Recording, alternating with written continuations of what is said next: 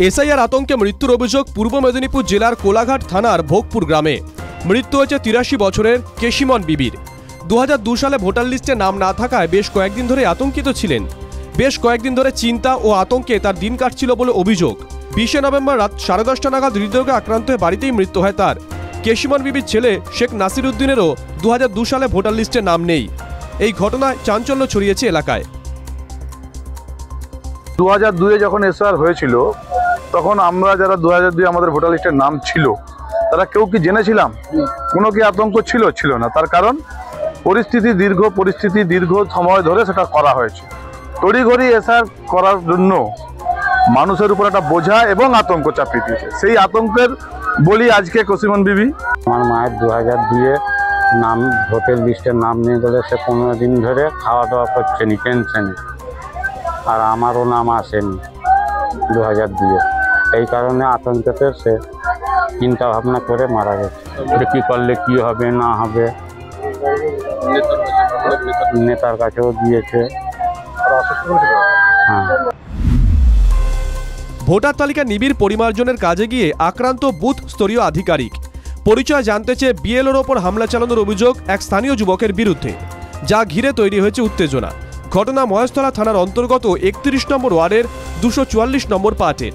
বৃহস্পতিবার সকালে সেখানে বাড়ি বাড়ি এসআইআর ফর্ম সংগ্রহ করতে গেছিলেন ওই বুথের দায়িত্বপ্রাপ্ত বিএলও সন্তু চক্রবর্তী।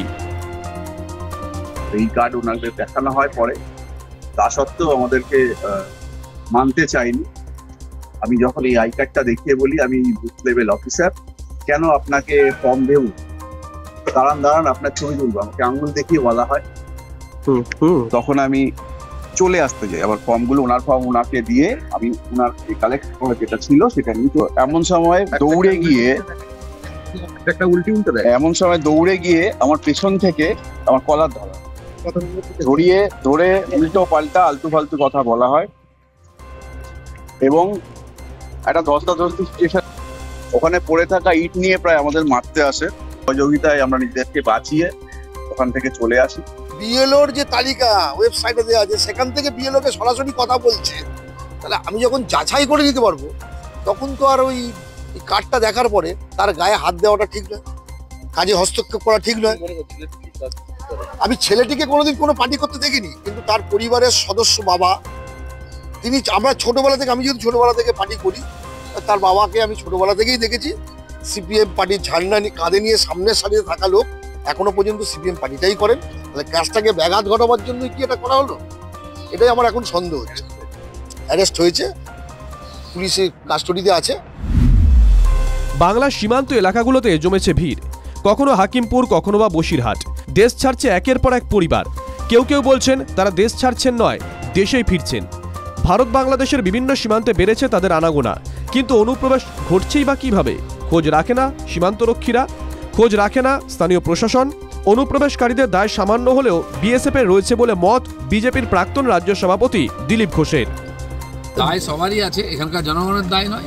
বাইরে থেকে লোক এসে আমাদের ভাগের ভাত খেয়ে নিচ্ছে, আমরা কেন কিছু করি না? এখানকার লোক পয়সার জন্য, পুলিশ বিএসএফও পয়সার জন্য করে সব।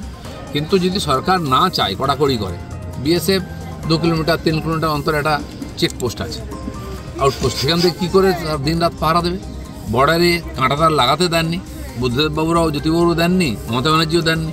এখন হচ্ছে, এখনও 200-400 কিলোমিটার এখনও বাকি আছে, হয়ে যাবে।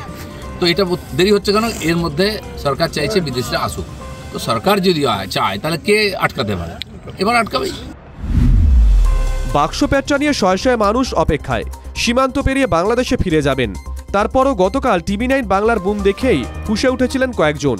TV9 বাংলার সাংবাদিককে ধাক্কা দেওয়া হয়, দাবি করা হয় এখানে কোনো রোহিঙ্গা কিংবা বাংলাদেশি থাকেন না। হাকিমপুর সীমান্তে এদিন সকালে গিয়ে দেখা গেল 2 শতাধিক মানুষ অপেক্ষা করছেন। তাদের প্রশ্ন করা হয়, ভারতে কোথায় থাকতেন, বাংলাদেশে কোথায় বাড়ি আপনার? সেই প্রশ্ন শুনে কেউ মুখ ঘুরিয়ে রাখলেন, কেউ সাংবাদিকের দিকে চেয়েই রইলেন, কেউ মাথা নিচু করে বসে রইলেন, কিন্তু একটা শব্দও কেউ বললেন না। কোথায়? হ্যাঁ, কোথায় থাকতেন? বাংলাদেশে কোথায় বাড়ি ছিল দিদি? বলবেন না কিছু? থাকতেন কোথায়? ইন্ডিয়া, ভারতে? ভারতে কোথায় থাকতেন? হ্যাঁ, বাংলাদেশের কোথায় বাড়ি? বাংলাদেশের বাড়ি কোথায় তাও বলবেন না?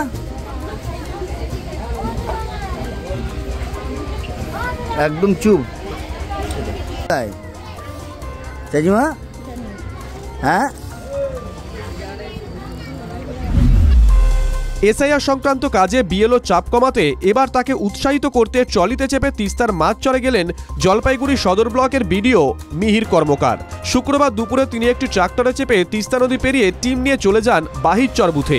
জলপাইগুড়ি সদর ব্লকের বোয়ালমারি নন্দনপুর গ্রাম পঞ্চায়েতে রয়েছে এই চরটি। চারিদিক দিয়ে তিস্তা নদী এই চরটিকে ঘিরে থাকায় বিএলওকে নদী সাঁতরে এই বুথে যেতে হয়। যাবতীয় প্রতিকূলতাকে উপেক্ষা করে নিয়মিত তিনি এসআইআরের কাজ চালিয়ে যাচ্ছেন। তাই তাকে উৎসাহ দিতে এবং কাজের চাপ কিছুটা কমাতে এদিন টিম নিয়ে চলে যান বিডিও।